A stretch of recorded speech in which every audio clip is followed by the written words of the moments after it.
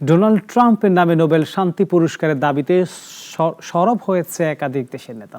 Trump নিজেও বারবার বলছেন তিনি কয়েকটি যুদ্ধ বন্ধ করেছেন, তাকে যেন নোবেল পুরস্কার দেওয়া হয়। তবে বিশ্লেষকরা বলছেন তালিকায় থাকা অন্যদের তুলনায় ট্রাম্পের জয়ের সম্ভাবনা অনেকটাই ক্ষীণ।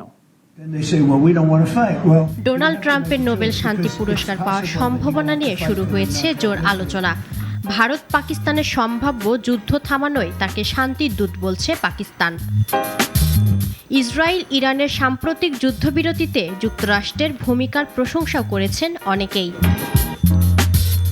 ইসরায়েলি প্রধানমন্ত্রী নেতানিয়াহু, পাক সেনাপ্রধান আসিম মুনির সবাই চাচ্ছেন ট্রাম্প যেন পান নোবেল শান্তি পুরস্কার। মনোনয়ন চিঠি দিয়েছেন মার্কিন আইন প্রণেতা বার্ডি কার্টারও। ট্রাম্প নিজেও দাবি করছেন তিনি একাধিক যুদ্ধ বন্ধ করেছেন।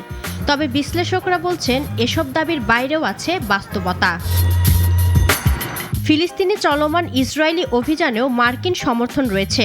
অন্যদিকে মনোনয়ন জমার সময়সীমা পেরিয়ে গেছে জানুয়ারির শেষে। এখন শুধুমাত্র নোবেল কমিটির সদস্যরাই নতুন নাম বিবেচনায় আনতে পারেন। বিভিন্ন আন্তর্জাতিক বেটিং সাইটে ট্রাম্পের সম্ভাবনা মাত্র 10 থেকে 15%। তুলনায় এগিয়ে আছেন ইউক্রেন যুদ্ধবিরতি অর্থনীতিবিদ ইউলিয়া নাভালনিয়া, জাতিসংঘ মহাসচিব অ্যান্তনিও গুতেরেস এবং ইউএনআরডব্লিউ এর প্রধান ফিলিপ লাজারিনি। অনেকেই আগে ট্রাম্পের পক্ষে ছিলেন, এখন তারও মত পাল্টাচ্ছেন। নোবেল শান্তি পুরস্কারে মনোনয়ন পাওয়ার মতো যোগ্যতা অনেকেরই থাকলেও জেতার সম্ভাবনা একেবারেই কম, এমনটাই বলছেন বিশ্লেষকরা।